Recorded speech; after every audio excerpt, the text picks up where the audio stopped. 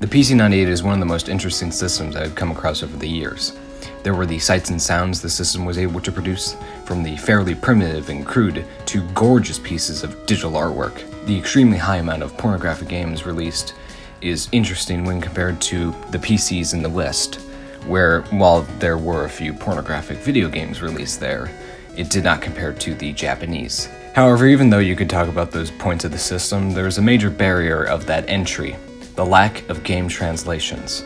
Of course, when you're looking for a cool PC-98 game, 9 times out of 10 it's probably going to be an adventure game with a load of text. At the time when I was getting into the system and learning about all of its weirdness in 2021, there weren't that many game translations out there that weren't role-playing games, cool action games, and a few hentai shoot-em-ups or regular doujin shmups. While all of those games like Farland Story, Tooned Heart, Rusty, and Steam Hearts and Toho are all cool and deserve a video, that's not what I wanted to play.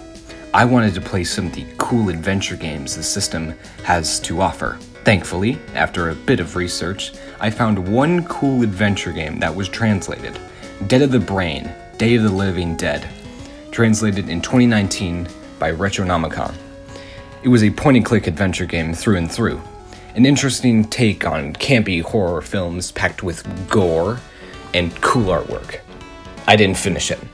Somehow, I soft-locked myself somewhere and couldn't progress. Whatever. It was probably because of my emulator of choice at the time, DOSBox X, instead of Nico Project 2. More recently, when I had the idea of making niche video content, I had a list of games to maybe review. Early on, I scrapped a few games that were on there and didn't end up talking about them, like Girlfriend of Steel, Sakura Wars, Canon, and of course, Dead the Brain.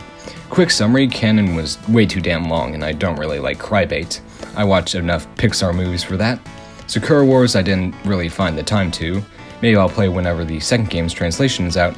And, well, Evangelion.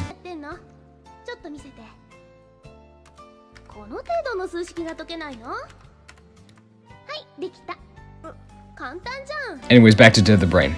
For the research, I looked on VNDB to find information like where to find the translation again, and well, I found it that the translation was done by a machine. Not only that, the hacking was done so horrifically that the end boss had the potential to crash about half the time, even on emulation. And if you play this on real hardware, well, good luck, it does not work. So I cut the game from the list and never thought of it ever again. More recently, some English YouTubers were doing videos on the game, highly recommending it and such. But did they know the patch was machine translated? Probably not. After all, it does take a picosecond or two of research to find mentions of being so.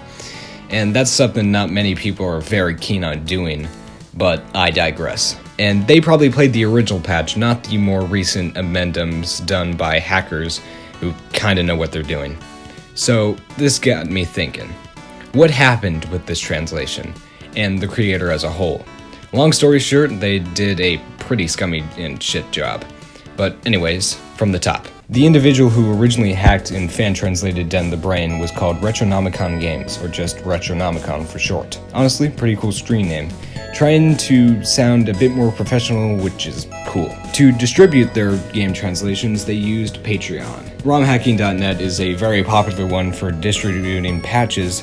However, since most of these games are porn games, they aren't allowed on the site. Patreon is a decent alternative, honestly. Retronomicon Games is creating hacks, translations, and asset rips of ancient Japanese games. Their profile picture is a screenshot from a game called Dragon Eyes, which was released in 1991 by Fairy Tail, the same developers as Dead the Brain. Dragon Eyes wasn't translated by them though, and the game engine for it is somewhat different compared to the one used later in Dead the Brain. Their Patreon overview reads the following. For 10 years from 1998 to 1996, over 6,000 games were released for the Japanese personal computer market. Most of them were developed for the PC-98, a computer incompatible with Western hardware, with no central authority, no censors, and an endless supply of desperate artists, musicians, and coders. The PC-98 became a den of debauchery. Nudity, sex, and violence of every kind were rampant. But among the vast wastes of overpriced visual novels in the strip Mahjong, there were also treasures. The original Princess Maker, the original Toho, Bullet Hell, and the original Corpse Party, the original East, Police Knots, and hundreds more. It's time to see what else we missed. Japanese to English ROM hacks, sprite rips, and whatever else I find rooting around in old PC98 games. Ironically, 2/3 of what that guy said was basically the same debauchery. Nudity in Dragon Knight, sex in Night Slave, violence in Dead the Brain. Anyways, I digress. The guy also had a Twitter account, which I'll get to much later because it's funny as hell, and a YouTube account called Roguelike, where translation trailers would be released. In total, 6 were released. Dead the Brain, Makyouden, Night Slave, Dragon Knight, Horny Streeper 2, and Sword of Kumdor. All these came out in 2019, not a window of 12 months, take about less than 3. You know, most fan translators and hackers would take just this small amount of time, possibly even more for just one small game. For example, the recent script port from Windows 95 to PC98 supposedly took over half a year. And there's this one translation for 1994's Possessioner by Queensoft that's taking quite a bit of time, at over 4 years thus far. Oh yeah, this guy used Patreon, which allows people to support creators with their good old greens.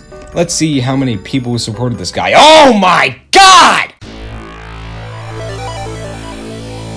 According to the archives, which are from July 22nd, 2019, 27 people paid this guy cash.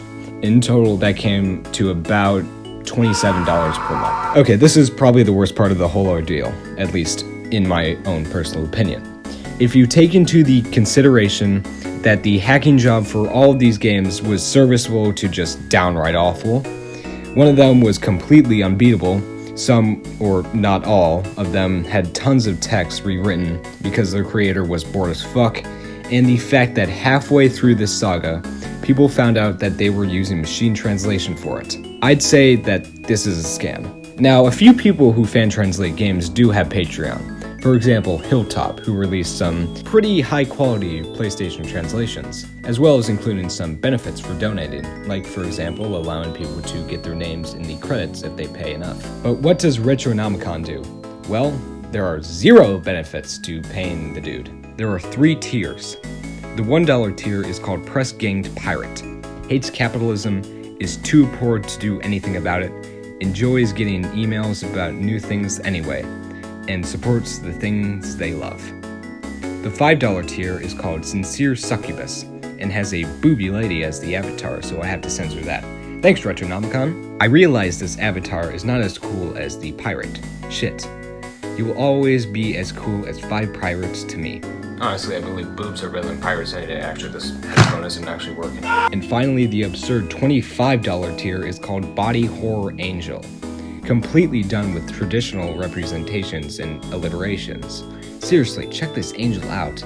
What is even going on? Enough of these, and I might actually keep doing this. Now, did you see any of the benefits that any of these could provide? Not even early releases of content, which is usually what a lot of creators do.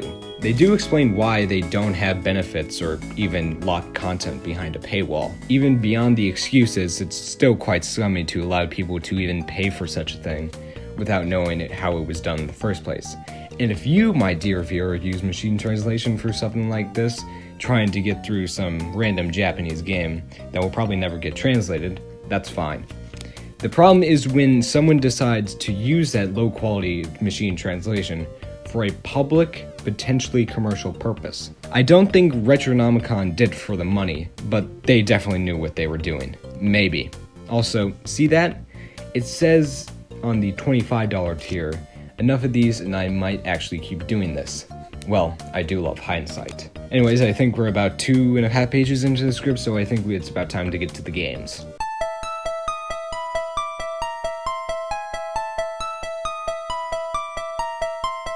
The first Patreon post came on May 6th of 2019.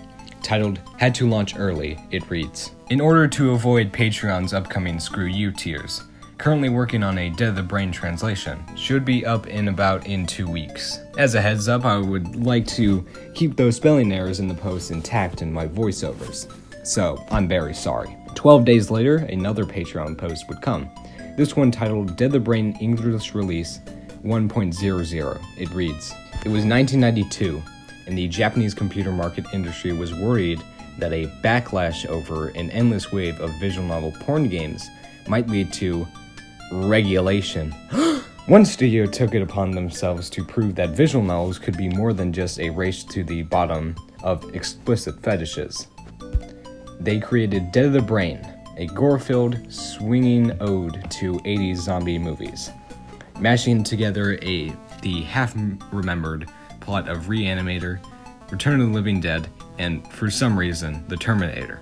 Blood, violence, dismembered naked bodies, a plot that almost makes sense until the last 10% of the game. Dead of the Brain had it all, and now 27 goddamn years later of people being too lazy to translate this game later, and you can play it in English if you download this zip file. Now, the post has quite a few issues with historical accuracy.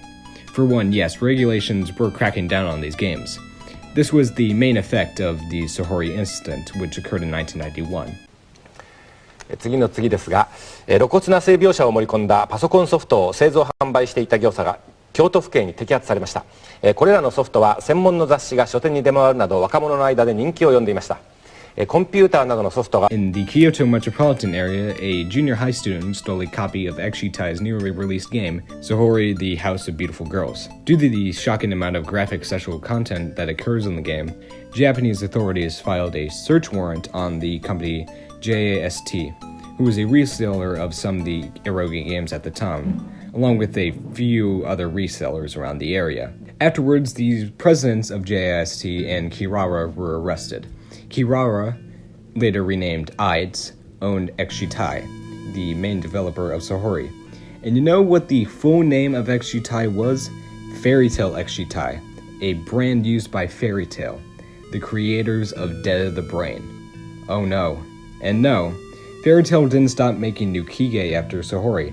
Instead, they made a spiritual successor to the brand, or just rebranded. That brand was known as Fairy Tail Red Zone, which started up around 1993. They did have quite a few experimental games around that time, though. In late 1992, they released Shinjuku Monogatari, which was not a porn game, surprisingly. Instead, a coming-of-age adventure story. Cool concept, but the game was for all ages. So no wonder it didn't get a sequel or anything else like it, as it simply wasn't what audiences wanted. Another batch of experimental titles was the Nightmare Collection trilogy, which consisted of 3 games from 1992 to 1993, Dead of the Brain, Marine Philt, and Dead of the Brain 2. All of these consisted of the same type of point-and-click gameplay, and were all horror-focused titles. And like those cheesy horror flicks we all love, or hate if you're a heretic, there's a fair share of nudity and sex around. There was also a spiritual successor set of games that came out later in 1994 and 1995 under Fairy Tail's hardcover brand, Necronomicon and Ballad for Maria. Both of these were horror-focused, but only Necronomicon was a point-and-click game. Neither of them is based on cheesy horror films. Necronomicon is based on the works of H.P. Lovecraft, and Maria is just a game about trying to depress the shit out of the player. Sadly, I can only talk about 1 out of 5 of these games, though Necronomicon is getting a fan translation soon. Nightmare Collection Dead of the Brain was released in April 1992 for the PC-98. Shortly afterwards, it received a few ports to different PC platforms, like the MSX, Sharp X68000, and FM Towns, along with a PC Engine CD version along with its second part, which happened to be the final PC Engine game ever released, coming out in 1999. The plot is fairly simple. A young man named Cole or whatever, received a call from a man named Dr. Coogar, who made a reanimation serum. However, that serum makes the dead become zombies, and they just so happen to run into a graveyard while running away from a undead police officer and spilled that undeadly juice all over. The gameplay is very interesting. If you played a different point-and-click adventure game on the system called that game had commands automatically assigned to certain places on the screen. In Dead of the Brain, however, quite a large portion of the screen is dedicated to the different commands that you can use, like use, load, save, look, talk, get, move, and my personal favorite, go! This type of UI was only reused in Nightmare Collection 2 Marine Philt, where they were given less screen real estate, but still, they were comedically gigantic. Another fascinating gameplay decision is the timer. At points you have to perform something similar to a QuickTime event, such as shooting the head off of a zombie to progress. In the early parts of the game, you can see the timer system used as a cool addition to the story, where the cop is reanimated and you have to wait 20 seconds. While this is happening, you can hear a beating heart, which adds to the suspense. The art style is also desaturated, giving it this very beautiful yet spooky look. The later Dead the Brain 2 used lineless art, which was extremely rare for the time. I haven't seen another PC-98 game that used this technique. Tell me if you know any that do. If you played the FM Towns version, which isn't in English, you can hear CD quality music. And that's about it for improvements over the original. But weirdly, those CD tracks aren't arrangements of the original soundtrack. Instead, they seem to be stock music tracks from some 90s CDs. The same type of thing happened with a few other Fairy Tale and Nights games like Marine Philt, Angel, and Jikiro. Honestly, the music in the FM Towns version is decent, but not as good as the originals.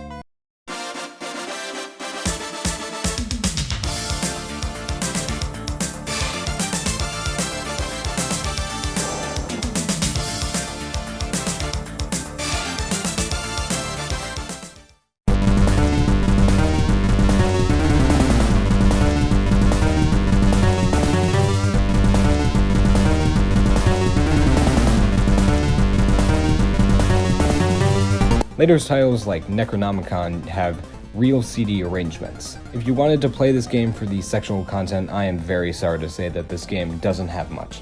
There's one scene of sex about halfway through the game, but it's very short. And there are a few nude images in the third act. The game doesn't have that much time for any of that. Instead, you gotta be blowing off heads of zombies and pushing hands into zombie skulls. God, did I already say that I love the graphics? I would like to again. Overall, Dead the Brain is a decent game to play if you want a spooky game for the Halloween season. Good thing it's a very short game. The plot is kinda dumb and doesn't really make sense at all to the end, even then, barely. Calling it pretty much the best visual novel of 1992 is a bit of an overstatement, but if you're going off the power of democracy on VNDB, it would be the second best visual novel of that year, second to the original Kakyuusei. But if you do want to play it and give it a shot, it doesn't hurt. On the translation side of things, this one is not the best. The translation seemed to have been a bit of a surprise when it came out, sparking some reactions like, whoa. The original game ran on floppy disks, 4 of them, not hard drive images. The same is true for the English version. Oddly, the games weren't patched. Instead, the original files were pre-patched, containing an emulator called DOSBox X and a README file. Some of the games have guides, and the README file has a funny section called Thanks and Grudges, which shouts out a bunch of people the creator either hated or loved for their work. One even says, 46 okumen for only translating lame family PC-98 games and leaving all the cool games like this for other people to translate. And everyone who ever announced that they were translating this game but didn't. That's right, Tumblr user X Pierce and Sega 16 forums poster Shadowhawk, I'm calling you out. The last one states, everyone at Fairy Tale who worked on this dumb game and sold it for $100 a pop. The FAQ doesn't mention any sort of bugs or anything. It's the first and only version, so please don't blame the dude. Nevertheless, the translation has its fair share of them. It's a very obvious possibility that he didn't playtest anything due to the bugs in the translation. Since this is the first one they worked on, this is probably the least shitty one out of the lot. They get worse. So much worse. The end boss can crash about half the time you play, and the game is unplayable on real hardware. Most of the games I'll be talking about don't even work on real hardware. Apparently, most of them don't, or at least have a very hard time having them work. I don't think anyone has tried Makyouden, and I don't have a PC-98 to test such a thing. If we're going to talk about translation mistakes or liberties taken, I'd be here all night, so I'm not going to bother. Sadly, there are no funny changes I've seen so far. Weirdly, the localization title is Day of the Living Dead, but the literal translation of the original subtitle is Cry of the Dead. If you come out of this game not liking it, don't bother waiting for a new translation. The machine translation is somewhat close enough to the source material from what I've seen. If you go around the internet, there are some versions with the bugged script files, which probably contributes to the bugginess. If you want to play this game, there's a nice amendum patch out there that fixes some of the bugs around. Somewhat more recently, in 2021, there's been some activity on work by Slow Beef and some other people who were trying to figure out the FM Towns version. The compression was cracked and a few script files were translated.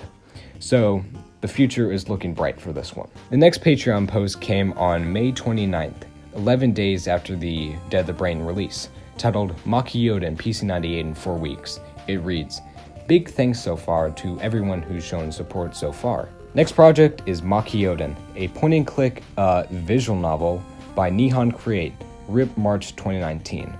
It looks like a Western point-and-click adventure, but there's no inventory or puzzles, so it ends up playing more like Dead the Brain than King's Quest. The art is amazing though, the music is incredible, and even the dynamic sprite scaling is great to watch, and the battle animations are hella metal. The story is based on the universe of the Japanese Charles Dickens, the first person in Japan recognized as a professional novelist. And surprisingly, for a PC98 game, there's no adult content of any kind. No nudity, no gore, nothing. Although there's drug reference that might give it an R rating in Australia. Here's a text insertion working with the default Google translation. Yeah, that last somewhat unnecessary sentence didn't sit well with a few people in the Patreon comments. Sadly, the comments are not archived for the most part, but one was screenshotted and I did find it on the Twitter account replies. He said it was for testing, but you should keep that comment in mind for later. 17 days later, on June 15th, another Patreon post came out. This one titled Makyouden PC98, English translation, version 1.00, reads the following. Escape from New York meets Inuyasha meets a walking tour of a post-apocalyptic Kyoto in Makyouden, a game released for the PC98 in 1992. With visuals of a point-and-click adventure, the gameplay of a visual novel, and the story of a Shin Megami Tensei JRPG. It's got something for only people who like stories and art. Sorry gameplay folks, now in English. Content warning. This game is cool as hell and doesn't have any sexual content or excessive gore in it. So, unlike most PC98 games, you can feel okay about recommending it to your boy and friends who don't own a sex dungeon or collect H.R. Geiger artwork. The README file contains about the same problems that could be fixed in the game, like in-game CPU clock speed. But the thanks and grudges section says, nobody. That's right, no one knew about this game or even bothered categorizing it in the right genre. There's an encyclopedic list of every character in Seasons of the Sakura on VNDB, but not even a single entry for this game. Shameful. Now, no wonder Makyouden is on VNDB, because as it turns out, the game is not a visual novel. It is a point-and-click adventure game type thing. The game was released exclusively on PC98 on August 27th, 1992, and was a third-person point-and-click game. Like the post said before, while it may look like it takes all of its inspiration from games like Secret of Monkey Island and other Western LucasArts adventure games, or Sierra titles like King's Quest, the gameplay was simplified down to 4 commands that you can click on the right-hand side of the screen and use those to interact with the world around you. There's no inventory system that you have to deal with, so it does play like Dead the Brain but in third person. There aren't any puzzles. All you have to do is walk around and progress the story by looking at things and talking to people or fighting big-ass ants. It's so simple to progress that a guide wasn't even given out in the downloads folder. The story is very simple. You're a man named Gojo. Kyoto is in a post-apocalyptic hellscape, and you have to go down for a special mission.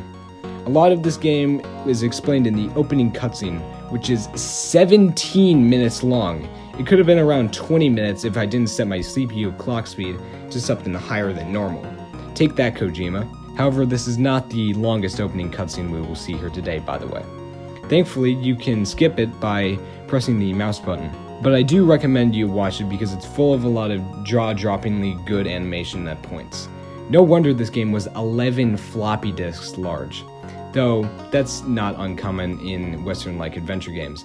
Monkey Island 2 on Amiga came on 11 floppy disks and came out around the same year. And that level of detail wasn't thrown out just into the opening to bait the player in. No, the entire game is full of amazing-looking backdrops and sprite art. Some keen-eyed viewers may notice that the game is significantly more pixelated compared to Dead the Brain. I believe it used the 640 by 200 for the game screen, which is what older PC-8 and PC-98 games would use. But I think that the UI and text are rendered in 640 by 400. Even though the amount that the game can show off is very low, the backdrops look stunning. A lot of time was put into these, I'm serious. There's so much detail in these, if you can just look around for quite a bit of time, you'll see a lot. A lot of this looks like something you would see in a newer indie game that's trying to emulate the looks and mood of games of a time long gone. There's a lot of heavy dithering to give the illusion of more colors. Character sprites on screen can scale back and forth depending on where they are, and you can even move behind certain parts of the backdrop. And in the bottom left screen shows you the part of the screen you can click on, but it displays the movement on the actual game screen. If this isn't some mad technical achievement, I don't know what is. Seriously, I don't know how much of this was done when the system can barely even handle a full screen scrolling, let alone sprite scaling. The music is pretty decent overall. Not Koshiro or Umimoto good, but it's serviceable and fits the mood and tone of the game. I didn't manage to finish this game, sadly. I would like to one day because it's a very cool looking and playing game. I'd recommend it even though the translation is scuffed. And about that translation, honestly, it's kinda terrible as to be expected. It's serviceable at least. Thankfully, you can throw those 11 floppy disks out of the window because this uses a hard drive install instead. Honestly, there's not much wrong with the hacking as I've seen. No major bugs or crashes from what's been said online, but in the opening cutscene it seems that the lowercase c character is in Shift-JIS, not ASCII. It's quite obvious at points that a lot of stuff was made up by the guy, like a line that reads "everyone drowned" in the English version, but in the Japanese version, it's a whole line full of a few sentences. It seems to have been about 50% made up and about 50% rewritten, which sounds like something that Megatech Software would have done, or maybe even Working Designs at their worst. There's a pun used a ton, demonocracy, which is honestly a pretty good pun, but the original word has nothing to do with government. The original two words roughly translates to devil and destruction, but AKIKO spits this out as democracy, so that definitely led to that little mishap happening in the editing room. Again, if I'm going to be going over all the comparisons that can be found on some 4chan thread that talk about the translations, which I will be getting into very shortly, I would be here for a very long time and that would make for a pretty boring video if it's not already. Sadly, even though this game is very interesting, the odds of another translation are quite slim.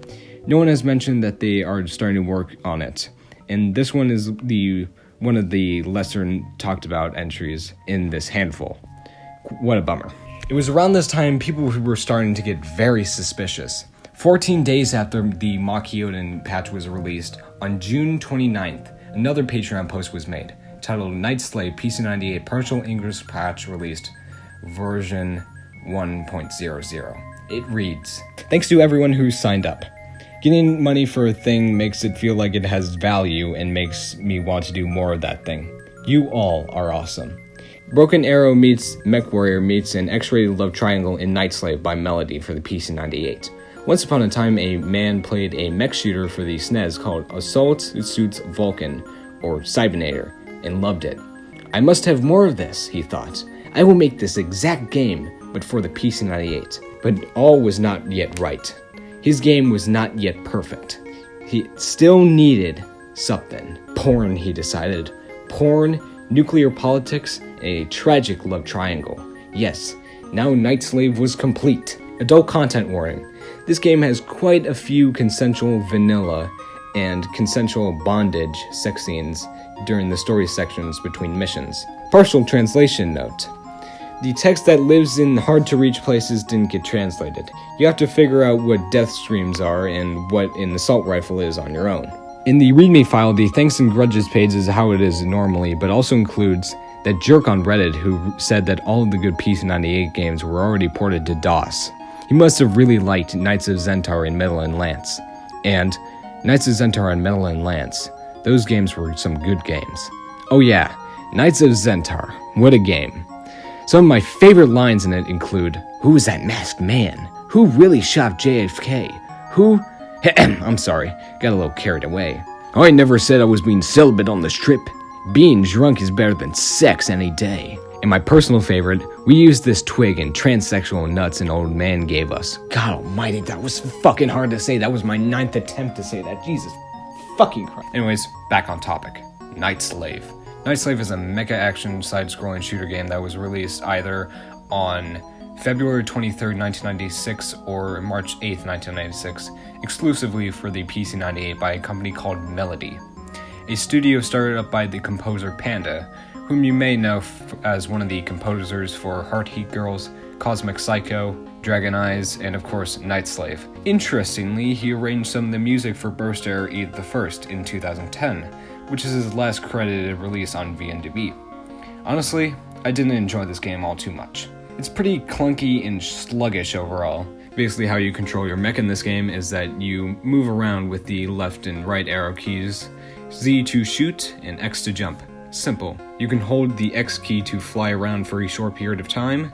C is for upgrading your stuff when you grab a certain item in the field that can upgrade your weapons, give you more health, or other things if you have enough of them saved up. Shooting is the main issue. To shoot around, you have to use the up and down arrow keys to move your gun around, or you could just let the computer do the work if you set the mode to free in the menus, which is on automatically. Now, your mech controls extremely slowly. This is not a problem because projectiles also move very slowly, but they can feel sluggish to move around. It does have a sprint button if you press either the left or right arrow keys more than once. I just spammed the shit out of that just to not slow down, though it can take a little bit to slow back down to your normal speed. I also didn't finish this game, sadly, but as for that story, there's not really much to talk about. In the most basic synopsis I can think of, in about 10 seconds, terrorists want to destroy the world and lesbos go in and beat the shit out of them. The PC98 was truly full of peak fiction like this. Like a lot of other Panda compositions, Night Slave's music is amazing. It's probably one of the only truly good parts of this game. It uses the original OPN YM2203 chip for the FM synthesis versions of the tracks, but it doesn't feel like its limitations are holding it back. There's also a MIDI version that you can use if you have something like a Roland SC55 or a virtual sound font for emulation. Those versions also sound pretty good with an SC55 sound font or Tomb Raider of Heaven. As for that lesbian sexual content, it's fine. It doesn't really stand out that much. The PC98 had a ton of lesbian games, but it seemed like this one, along with many others, was made by men, not lesbians. So probably absolutely none of this is fairly accurate to how lesbian sex actually is. But if it is, I would be very surprised. Also, side tangent, there were 0 male-on-male games, hentai games, for the PC98 compared to girl-on-girl. Night Slave would probably be better if you didn't play it. If you want a mecha side-scrolling shooter from that era, I would recommend Front Mission Gun Hazard, which was released about a month earlier on the Super Famicom by Squaresoft. The translation is very beta quality. A ton of text like character introductions and some cutscenes and weapon information in the menus before you begin a level isn't translated. When I played the game last year about halfway, I used the original Japanese version that you can find on Neo Kobe. I didn't really mind the fact that you couldn't read anything because I was playing the game for the gameplay, not the story. I mean, why does this translation even exist in the first place? English speakers wouldn't have much of a very hard time understanding how the game worked, or how to play it at all. And even if you're there for the hentai content, you don't really need anything for the cutscenes because you don't interact with any of them. Anyways, this game was hacked in a very interesting and smart way. Simply put, if you have a real PC98, don't even try to play this thing, you're not getting anything. It seems that Night Slave doesn't have compatibility with outputting ASCII text on screen, which is a major problem for readability and space for text.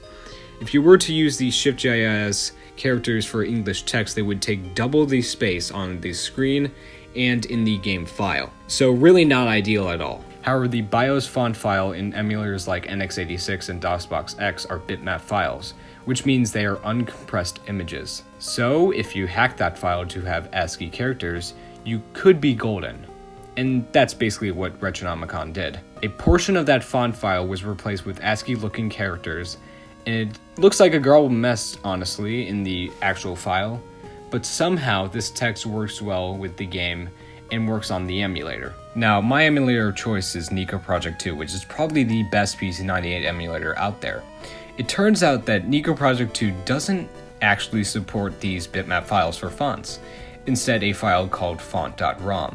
So when you play this game with the patch under that emulator or with the default font BIOS, it will output garbage kanji characters that don't make any kind of sense. Even worse, it looks like a Chinese localization with all of these characters. Oh no. But seriously, calling it a partial translation was a smart move, because when playing this patch under DOSBox X, I found that some text, like in Stage 1B, where there was no text that came up in English, only Japanese. And then I died, gave up, and booted up Stellaris to get my ass kicked in a more grand fashion. It was also around a week or so after the patch's release that people began to question the legitimacy and accuracy of the translations that have been released so far. 4chan seemed to have been the place of the information that came up originally. It seems that someone looked up a guide for the game on YouTube to beat a boss, but accidentally found that the translation was scuffed. A few examples while we're at it. In the translation, Rei sounds like an asshole, but in the original, she was pretty chill. And some character backstory got cut, like in a hentai scene at one point. One line that reads "Roger that" or "understood" in Japanese is translated as "bang bang." Yeah, if you're not aware already, this guy has a sense of humor.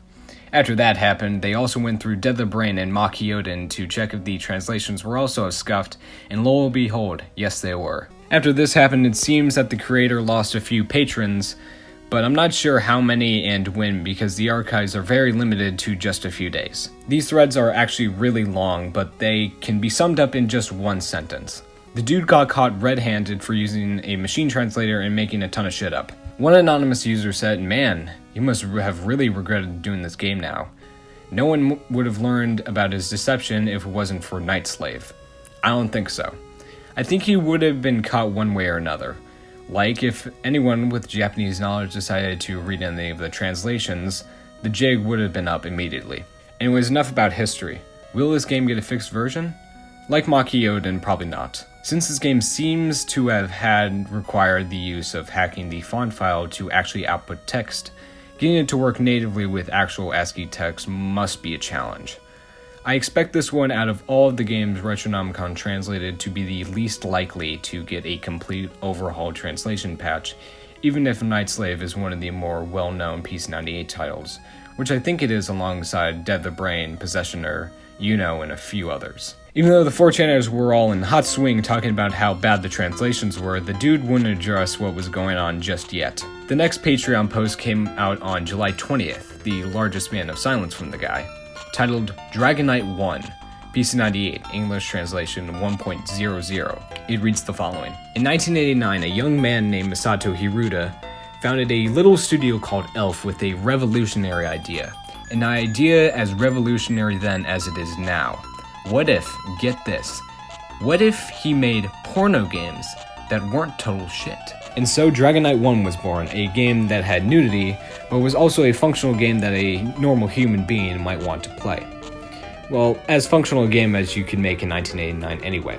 It was a big success. So successful that for about 10 years, people in Japan made real games with varying levels of smut, and sold a bunch of copies. Then Elf and everyone else stopped doing that, and erotic games returned to being total shit. At least until a little game called The Witcher 3 came along. Adult content warning, there is a naked statue on screen for about 90% of the gameplay and partial or complete nudity in most of the more than 10 women you save from being assaulted by monsters.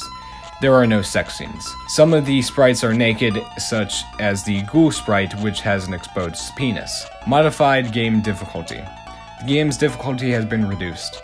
To enjoy the original difficult, launch DK1 original difficult.bat or use the DK1AOG.8HDM floppy image. And no, Elf probably didn't revolutionize that idea and light Japan on fire with it. I don't even think Dragon Knight 1 sold that many copies back in the day to begin with. Dragon Knight 1 was released on PC-98 originally on November 29th, 1989, and received a few PC ports to systems like the PC-88, MSX, and Sharp X68000. The latter version has the best version of the music, so it's the best. And later on in 1995, a PC Engine port was released. And later on, the game would spawn a few sequels. Dragon Knight 2 came out in 1990 with a somewhat similar engine, and very similar gameplay style as the first. Dragon Knight 3 in 1991 used a very different type of gameplay style, instead being top-down and including a battle system that doesn't really make all that much sense. Basically, it's auto-battle and you watch Tekeru go around and do an animation forever until either you or the enemy die. This game got the famous cult classic DOS localization by Megatech, which was renamed Knights of Zentar. And finally, Dragon Knight 4 in 1994, which was a strategy RPG. There was also a gacha game called Dragon Knight 5 in 2007, but I can't find any information on it because the service died in 2018. In Dragon Knight, you star as Yamato Tekeru, a true adventurer at heart. He stumbles upon the Kingdom of Strawberry Fields, a land inhabited only by women, and hot ones at that. Mostly. Tekeru accepts a request from the Queen to save the land by climbing a tower and defeating the 6 Dragon Knights that are threatening the women and holding them hostage. Very simple. The gameplay is also very simple. It's a first-person dungeon crawler very similar to the Wizardry series, which was a very popular game at the time in Japan, and was a very obvious inspiration to a lot more influential role-playing games at the time. You had to travel through 6 floors of a tower, which is the same amount of levels in Wizardry 2 and 3. In those 6 floors, you have to solve a few puzzles, save some women, and try your hardest not to die in the process. Compared to Wizardry, this is very primitive, but also ahead at the same time. You only play as Tekeru, so there's only one party member in total, and there was no map system like any Wizardry game until 2001. But thankfully, you get a good sense of direction at the top of the screen where it'll show your coordinates. If you bought the game back in the day, they would actually give you maps that you had to fill out. I had to get some graph paper and make some maps of my own though. Well, I did until I checked the original download folder for the patch. The re-upload I downloaded before didn't include any of the README files or the extra goodies. That kinda sucks because some of that stuff is really useful. Making role-playing games for a PC was also very challenging. Remember when I said that Makyouden's opening cutscene wasn't the longest? Dragon Knight's opening cutscene is also long as fuck. It depends heavily on how fast your CPU clock speed is. You can't really run this game correctly at anything above 12 MHz or so, or else the game will be fast beyond the point of unplayability. The time I clocked in for the opening cutscene was 20 minutes. As I said, it depends a lot. It could take about 11 or 25.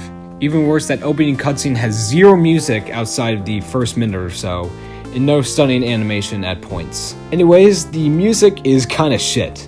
For some tracks, it feels like they just pressed some random notes and had a few bad FM samples. The X68000 version is leagues better. On the difficulty side of things, this game is ruthless.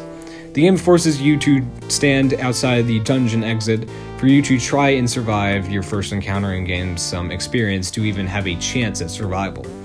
If you aren't prepared correctly, that first encounter will immediately destroy you on the spot.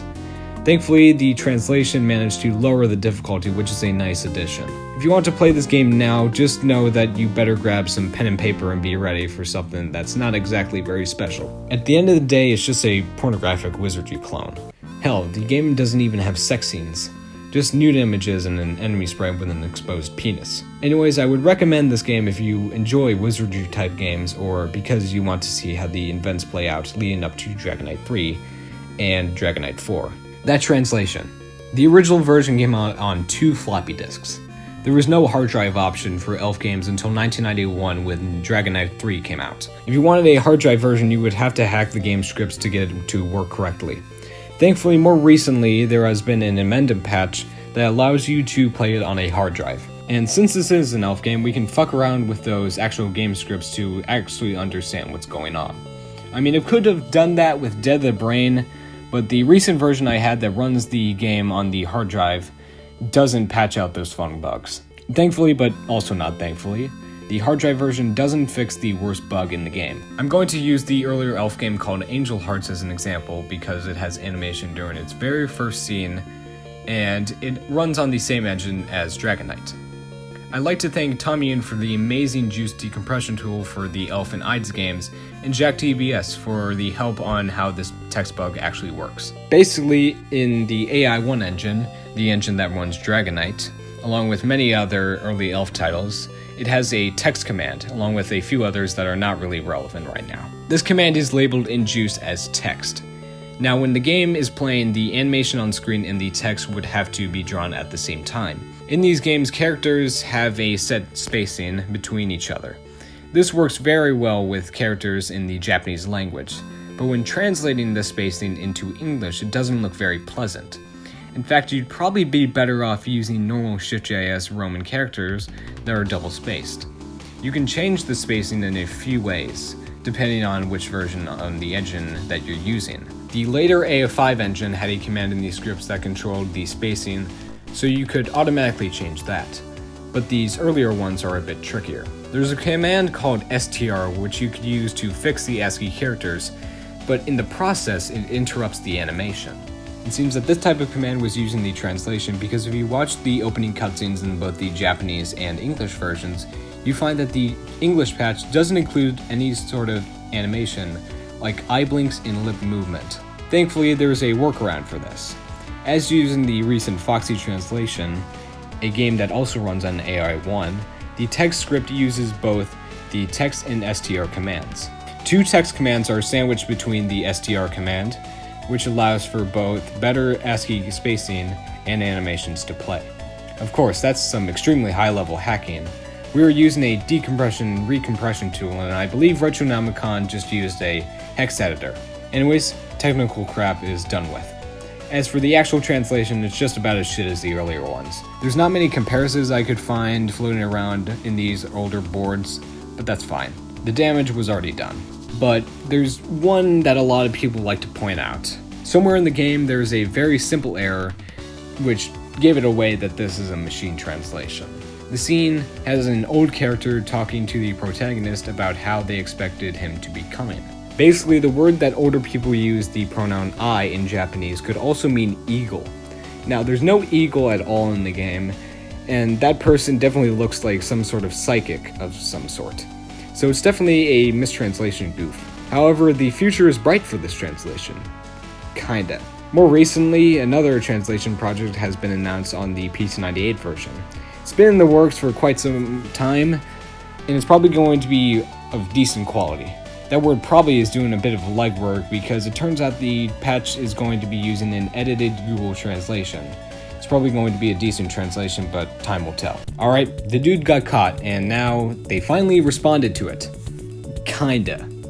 The post was titled, "Everything Here is Shit," in Horny Sweeper 2, which came out on July 20th, the same day as the Dragon Knight translation. Though, it came out 17 hours after the previous post. This would be the final text post made by them on the Patreon account.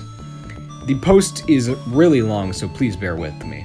It reads the following. Some people in the comments are feeling that I've broken their unspoken contract, so I want to spell a few things out. I envision this as a place where I would put stuff up, and people, if they enjoyed it and would like more of it, could give money to show that stuff was important and cool to them. I realize, however, that although I tried to imply through context clues, such as not actually having any Patreon rewards, and literally all content being free and delivered in less than a month, that I did not make a few things as clear at the beginning of this that I could have. Many people are coming in with high expectations due to the high standard of many modern translations, so I'll make those things clear now. Everything here is shit. The hacks are shit, the translations are shit, and the games are deeply flawed on the best days and prosecutable as child porn in more than 70 countries on their worst. In the not so distant future, this place is going to get DMCA'd and everything is going to disappear without goddamn trace. If you do not enjoy these releases, if you feel the translations are not accurate to the spirit or letter of the original work, if you would like a version of Dead the Brain that doesn't crash 50% of the time at the final boss, if you would like me to convert the images out of HDI because MAME does not play them, or a version of Night Slave that was not hacked and translated in a week of caffeine-fueled madness. Also, kudos to that subscriber who was sad about the font ROM hacks on Night Slave and requested more stuff playable on real hardware. That I am trying to do, even though it extends the hacking time by quite a bit. You're okay, subscriber. In summary, give me money if you enjoy those things you find here, and don't if you don't. Thank you all. Here is a version of Horny Sweeper 2, where I made up half of the plot and cut half the lines out of the still interminable sex scenes because I got bored. It's a short, fun little SRPG made in the Farland story engine by a studio that only made Horny Sweeper 1 and 2, and was probably an alias for TGL. Adult content warning. There's 5 interminable sex scenes in the game, all to free women from mind control, who then join your party. Now I must say, that's quite a few spelling errors in that message. So many that even the shitty default Google document spell check can detect them. There's a YouTube video linked as always, and at one point part of the description reads, the same as the part about trying to get Night Slave and other games working on real hardware. Well, that never happened, and also that part of the description seems to have been removed. At least this guy was honest about how Horny Sweeper 2 was basically made up and how everything was crap, because he's right. Anyways, what is Horny Sweeper 2? Simply put, it's Farland story but for porn addicts. If you played that batch of games, you'll know what you're getting for this one. Same engine and same basic gameplay. It's, of course, a sequel to a game called Horny Sweeper. Both games came out in 1995, just a few months apart. The company Mugen, the developers of this game, was probably just a brand name for TGL anyways. Unlike Farland story, Horny Sweeper takes place in a modern setting. Stages can take place in parks, schools, and even the cosmos for some reason. The story is a direct sequel to the first game, but it's very simple though. You're just some guy who fought an evil regime in the first game, and now they're back.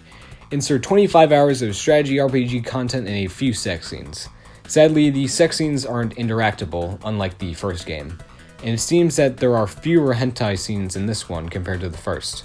Honestly, not much else to say about this game other than it's pornographic turn-based strategy game. If you want more Farland story-like games, this is a good time for you. If you don't like turn-based strategy, play something else.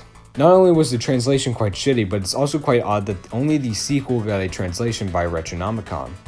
More recently, a real translation patch for the first game was released by Dougie Panini and Mr. Silent Vid in late 2021. But for the second game's translation, it's more of the same as what we've seen before. Very inaccurate, but at least they were honest about how they made up a lot of stuff. I hope this one does get a retranslation by the people who did the first one. And now the grand finale of the translations. On August 2nd, Sword of Kumdor got a fan translation. The Patreon post to do along with it said nothing. But the YouTube video description did say, Dragon Quest meets Typing of the Dead in Sword of Kumdor, a surrealist RPG for the PC-98 by Michiaki Tsubaki. Adult content warning. Despite having an extremely suggestive name, Sword of Kumdor was used as educational software and has nothing objectionable. The YouTube comments don't say much, besides some people asking where the dude went, and Mr. Slowbeef asking if he could talk to him. No response so far as I know. I tried to contact Slowbeef about this, but my email went unanswered by the time I finished writing this script. Alright, so it's been like 2 fucking months since I wrote this script, and Mr. Slowbeef did not read my email. I don't think he read my email, but he didn't respond to it, which kind of sucks, but whatever.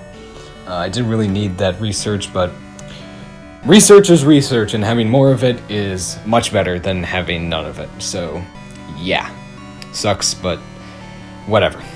Anyways, thankfully there's a README file. The thanks and grudges portion doesn't say much, but the FAQs section is DOSBox X crashes after running this game for a while, and the response is, it sure does.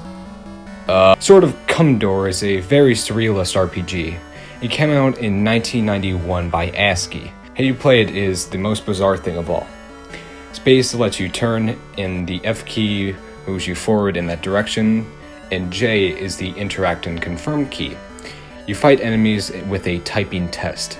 If it's not already obvious, this is a very weird game. Just how I like it. The story is very simple and not very important, however. Thankfully, if you do want to play this one, there's a brand new translation by Lin that was released a few months ago. It's much better than the original in basically every single way. Sadly, I also didn't finish this original translation because, as it turns out, the game is bugged. Yep, the translation is unbeatable. It's a lot more beta-type translation compared to something like Night Slave. Though it seems that the text is fully uncertain, unlike Night Slave. One main issue in the patch is the images in the beginning of the game which aren't translated. There are tutorials on how to play the game and such, but the README file also explains how the game is played, just in less detail. When the game introduces a bug late into the game, which makes the game unbeatable, which is probably a combination of the hacking plus the copy protection which was in the original game. Thankfully, there are a few comparisons between the newer and old ones, and it shows that the old Retronomicon translation is a lot less descriptive and probably pulls a lot of stuff out of its ass, as to be expected. But hey, it's fixed now. And that was about it for the translations. No big fuck you I'm out post from this guy. The Patreon was taken down later on, and the Twitter and YouTube accounts went silent forever. Oh yeah, and while we're at it, interestingly, before the patches in the Patreon account, Roguelike, which is probably his personal screen name, had a Twitter account called All That Remained Was Pixels. It was linked on the Patreon along with the YouTube account. This account was made in July of 2018, and until November of that year, it was used to upload very cool pixel art images from the PC-98. After that, it was inactive until it was used to advertise the brand new translations that were being made by Roguelike. These days, it's inactive. Yeah, it sucks that I can't actually find any trace of this guy online after the sort of Kumdor patch was made. I guess all that remained was shit. Not much to say about this account. It's basically a prototype version of that PC-98 image bot that's been active on Twitter these days.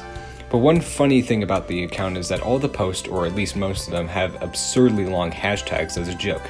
My personal favorite is these. Hashtag 10 million years from now, the lizard people historians will know only two things about humanity. Hashtag 1, they destroyed all that they touched. Hashtag 2, they really loved that mahjong. And some of these posts led to dead links because, you know, the posts are almost 5 years old at this point.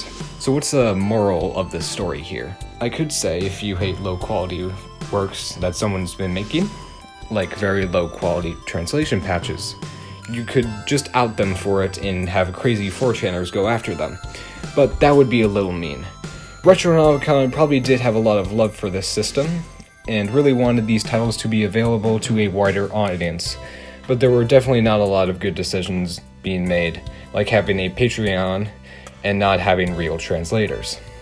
The patches do have their place in history, but they'll eventually be forgotten as newer translation patches are produced for these same games that are of higher quality. Honestly, Retronomicon wasn't the worst translator for classic Japanese PC games, by far in most regards. The MSX is a computer that was released around the same time in Japan as the PC-98 and has a lot more translation patches available. And a very high number of those are low quality, partially translated affairs. For about 15 odd years, one singular French MSX hacker released about 30 or 40 partially completed MSX patches. They have varying stages of completion. Some contain guides in the patch's contents that fill in the gaps, have very poor English grammar, as to be expected from someone that doesn't seem to be an English or Japanese first language speaker, and just kinda exist if anyone wants to try it out, those games at all, because some of the games have such low chances of getting a real translation that all of the stars would have to align for them to even have a shot at one. But at least that French hacker didn't have a Patreon. And if we are talking about PC-98 translations, Harlem Blade's translation is probably the worst of them all.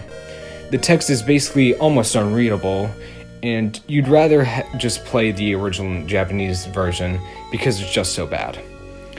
It was done by a non-English native speaker, apparently. Apparently it was done by a non-English native speaker. Again, this hacker didn't ask for money, and seemed to have been wiped off the face of the earth a while after the translation came out. I'm happy that people have put time and effort into bettering these translations instead of having a 2-week caffeine-driven program grind. I do hope that no more machine translations for the PC-98 comes out anytime soon. If you want to play the works by Retronomicon, that's alright.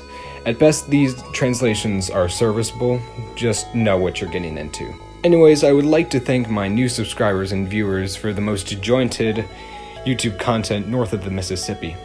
Over 50 subscribers in half a month since my last video. Pretty insane. The next video is just gonna be whatever the hell I want it to be. See you next time.